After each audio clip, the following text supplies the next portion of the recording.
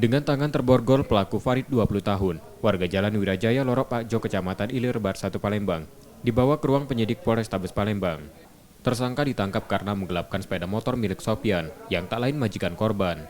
Peristiwa itu terjadi saat tersangka diminta korban mengantarkan pesanan pelanggan di Jalan Yosudarso menggunakan sepeda motor.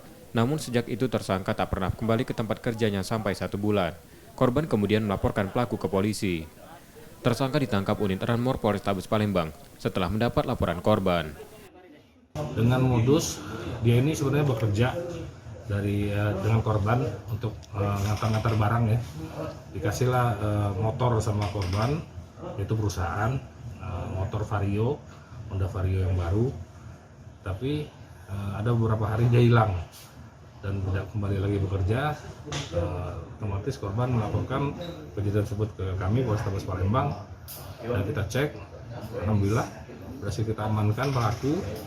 Dan BB motor, keterangan dari si pelaku dijual seharga 5 juta dan uangnya dia pakai katanya untuk judi poker yang di aplikasi ya, dia pakai handphone ataupun di warnet.